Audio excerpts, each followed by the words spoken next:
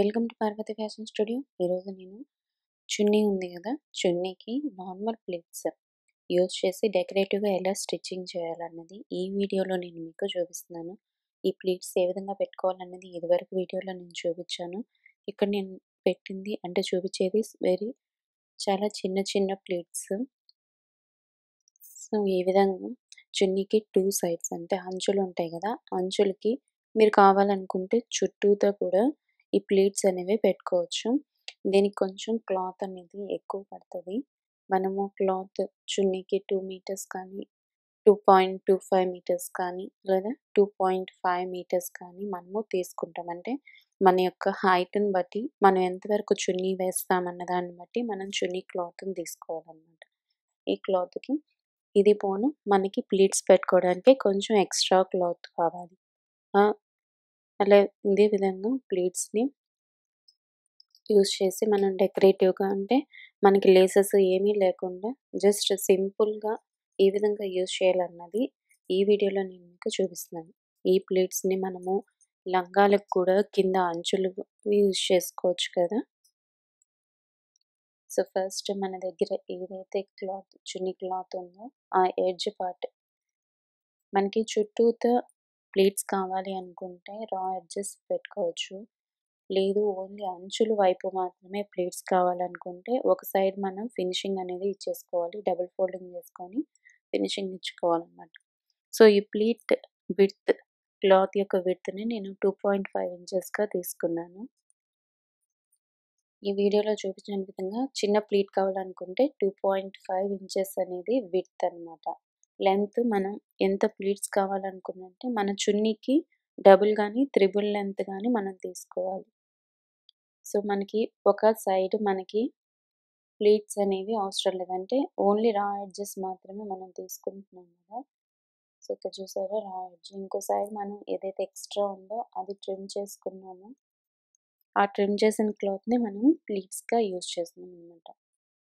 So ఈ side ఏదైతే ఉందో ఆ సైడ్ని మనము డబుల్ ఫోల్డింగ్ వేసుకొని స్టిచ్ చేసేసుకుంటున్నాం. కొన్ని క్లాత్స్ వెడల్పు ఎక్కువగా ఉంటుంది. సో మన చున్నీ ఎంతైతే కావాలో అంత లెంత్ విడ్త్ తీసుకొని కట్ చేసేసుకోవాలి. ఎక్స్ట్రా క్లాత్ ఏదైతే ఉందో దాన్ని మనము ప్లీట్స్ కింద యూజ్ చేస్తున్నాం. సో నేను ఒక సైడ్ అంటే నాకు చున్నీ విడ్త్ని లెంత్ని బట్టి నేను కట్ చేసుకున్నాను. అదేవిధంగా ఎక్స్ట్రా సైడ్ రా ఎడ్జ్గా ఉంది కదా, సో ఇది నెట్టెడ్ కాబట్టి మనం అలానే లీవ్ చేసుకోవచ్చు. కాకపోతే రా ఎడ్జ్ కనపడితే లుక్ బాగోదు, అందుకనేసి నేను ఈ డబుల్ ఫోల్డింగ్ అనేది వేస్తున్నాను అనమాట. సో ఇది నెట్టెడ్ కాబట్టి మనం ఏ విధంగా ఫోల్డ్ చేస్తే ఆ విధంగా ఉంటుంది. కాకపోతే కొంచెం క్రాస్ కనుక ఉంటే మనకి అవి ట్వింకిల్ తిరిగే ఛాన్సెస్ అంటే వంపులు తిరుగుతూ ఉంటాయి. సో క్రాస్ కూడా లేకుండా కటింగ్ మనం ప్రాపర్గా చేసుకోవాలి. సో ఈ విధంగా మనము ఫుల్ డబుల్ ఫోల్డింగ్ వేసేసుకోవాలి చున్నీ అనేది.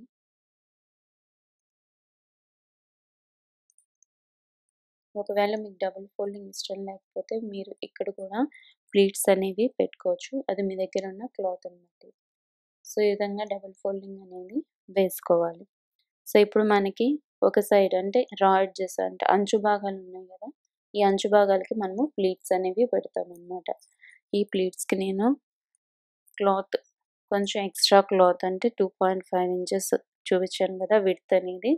లెంత్ చున్నీకి డబుల్ కానీ త్రిబుల్ కానీ తీసుకోవాలి.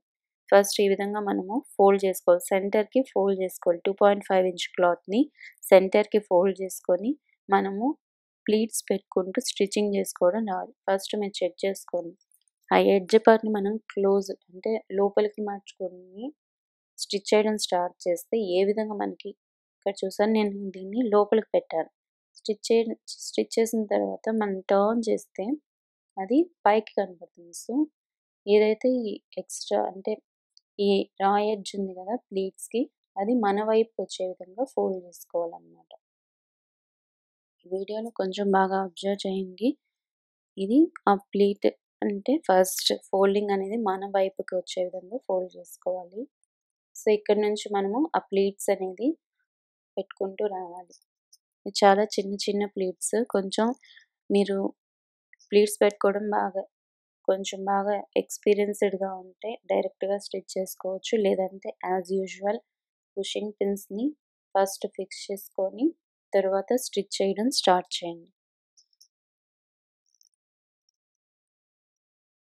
బిగినర్స్ ఎప్పుడూ గూడా పుషింగ్ పిన్స్ అనేవి దగ్గర పెట్టుకొని వాటిలతో యూజ్ చేస్తూ మీరు స్టిచ్చింగ్ అనేది నేర్చుకున్నట్టయితే మీకు చక్కగా వస్తది.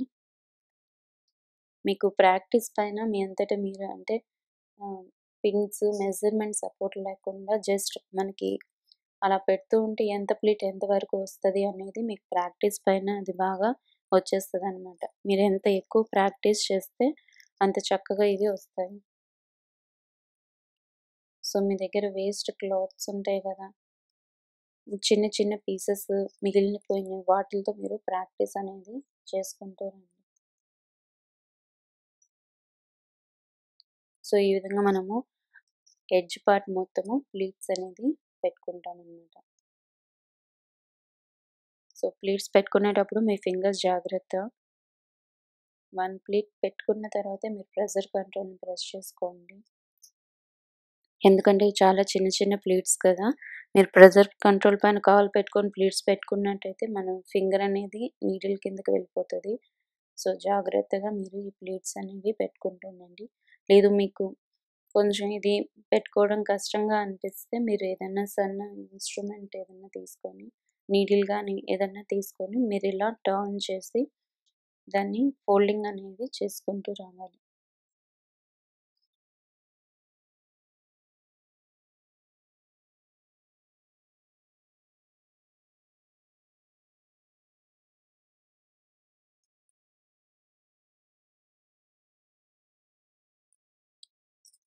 ఈ విధంగా ప్లీట్స్ మొత్తం మనము పెట్టుకుంటూ రావాలి. ఈ మన క్లాత్‌ని ఫోల్డ్ చేసుకున్నాం గదా! అది క్రాస్‌గా వచ్చే ఛాన్సెస్ ఉన్నాయి. సో, ప్రతి ప్లీట్‌కి క్లాత్‌ని మనము అడ్జస్ట్ చేసుకుంటూ అది కరెక్ట్ డైరెక్షన్‌లో ఉందా లేదా అని చూసుకుంటూ మనం ఆ ఎడ్జ్ కింద చున్నీ ఎడ్జ్, ఈ ప్లీట్స్ పెట్టే క్లాత్ ఎడ్జ్ 2 కూడా సమానంగా ఉండేట్టు, ప్యారలెల్‌గా ఉండేట్టు చూసుకొని మనం ఈ స్టిచ్చింగ్ అనేది చేసుకోవాలి. హెచ్చు తగ్గులుగా కుట్టినట్టయితే ఒక ప్లీట్ అంటే సైజులో చిన్నదిగాను, ఒక సైడు తక్కువగాను ఉన్నట్టు అనిపిస్తదనమాట.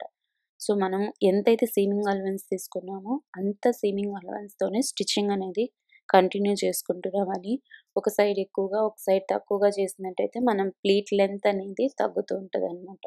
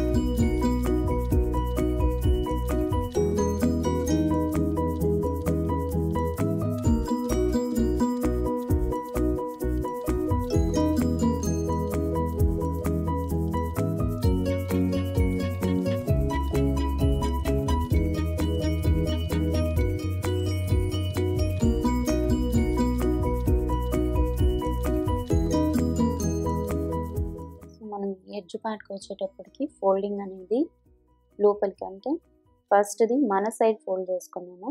ఈ లాస్ట్‌ది మనకు ఆపోజిట్‌లో ఫోల్డ్ చేసుకోవాలనమాట. సో, ఇది ప్లీట్స్. దీన్ని మనం ఇలా టర్న్ చేస్తే ఇది మనకి హోల్డ్ అయ్యి ఉండదు. ఎందుకంటే లేసుకొని ఉంటది.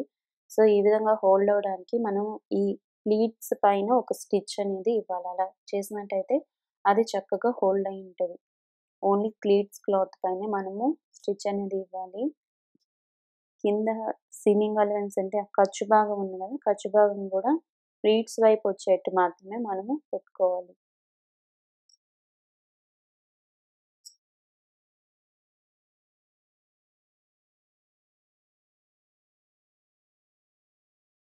ఈ విధంగా స్టిచ్ చేయడం వల్ల ఆ ప్లీట్స్ అనేవి హోల్డ్ అయ్యి ఉంటాయన్నమాట.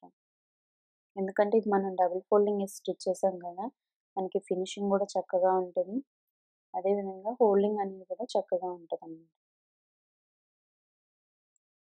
సో, ఈ విధంగా మొత్తం మనము దాని ప్లీట్స్ ఎక్కడ చూసారు కదా! ప్లీట్స్‌ని ఎప్పటికప్పుడు ఫింగర్‌తో అడ్జస్ట్ చేసుకుంటూ ఆ స్టిచ్చింగ్ అనేది చేసుకోవాలి. అలా లీవ్ చేసినట్టయితే ఆ ప్లీట్ కూడా మిషన్‌లోకి వెళ్ళిపోయి మనకి అది ముడతలాగా పడిపోతదనమాట.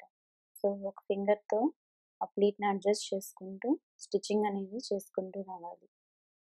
సో, మీకు కనుక నా వీడియోస్ నచ్చినట్టయితే లైక్ చేసి, షేర్ చేసి, సబ్స్క్రైబ్ చేయండి. అదేవిధంగా మీరు ఎటువంటి వీడియోస్ కావాలనుకుంటున్నారు నాకు కింద కామెంట్ బాక్స్‌లో తెలిపినట్టయితే దానిపైన వీడియోస్ తీయడానికి ప్రయత్నిస్తాను. Thank you. Thanks for watching.